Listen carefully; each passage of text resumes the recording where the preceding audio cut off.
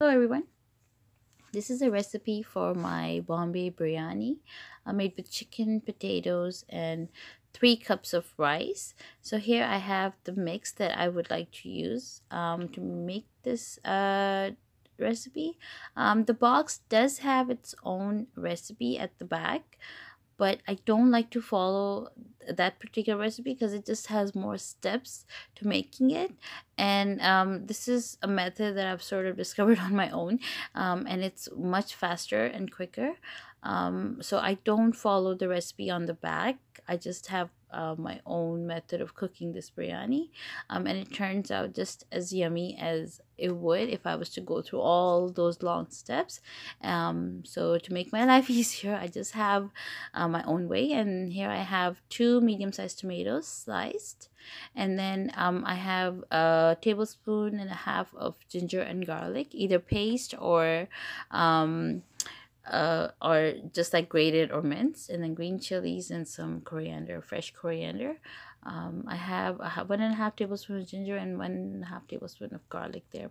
So here I have the mix, the biryani mix, tablespoon of red chilies and 2 tablespoons of salt because I want it spicier.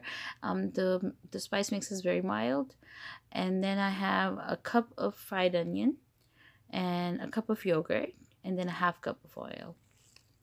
So I'm using those onions again, and then I have one whole chicken cut up into 20 pieces and 5 medium-sized potatoes that are halved because I need them in a larger size. I'm not gonna cut them any smaller than that. And then I'm just gonna go ahead and add all my other ingredients into this pot. So and at this point I have my heat on my stove turned to a high temperature.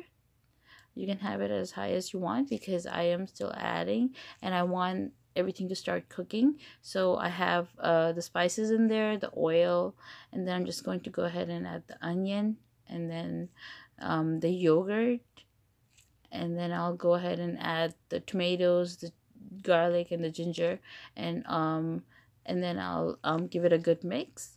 So here I'm just going to go ahead and mix everything together, and I also have my green chilies in there as well, since I would like it a little bit spicier than the box. And then so I'm just gonna go ahead and mix everything very gently, and as you can see, everything is starting to cook. So at this point, I'm gonna turn the heat to a medium, and I will cover the pot. So here you can see I have everything mixed really well together. No water, please do not add any water. And then there I'm just gonna cover the pot, and I'm cooking everything on medium for the next 10 minutes, and then I'm gonna go ahead and check on it. So so here you can see I have some green chilies, and but this is on a medium heat. And there after 10 minutes, you can see I still have a lot of gravy, but everything is starting to come together, and the tomatoes are properly cooked. Like, I don't like it when they're left undone, so just like I like it mixed with the gravy and turned into a nice fine paste.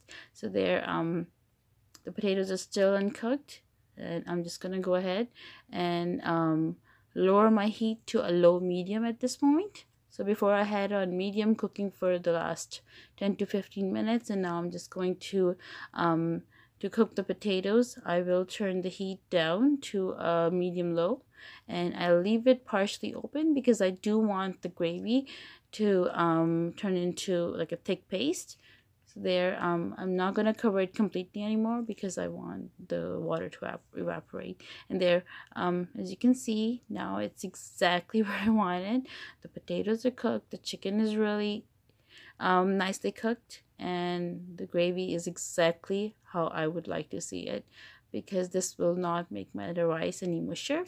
So I'm just gonna go ahead, put the coriander, fresh coriander on the chicken, and I will layer this pot and the meat and the potatoes with a layer of rice. So I have 3 cups of boiled rice here, as you can see. So it's a pretty big pot that I'm using, and there you can see that I have so I'm just gonna very gently mix it with some of the mix the rice with some of the curry and the meat in there. But I'm not gonna mix everything, and I don't want to mix it too much because I don't want the rice to break. So now I'm gonna turn the heat to a very low heat, the lowest heat setting I have, and I will leave it there for the next half an hour because I want the rice and the gravy to blend really well, and there it's done. So after half an hour, I have a pot of biryani ready. As you can see, I have very few steps to do this, and if you want to see how I boil the rice, you can check my previous video where I show you how to boil rice for the biryani. And there I have everything in the plate, ready to eat. And thank you for watching. Please subscribe to my channel. Hope you like my video today. Thank you.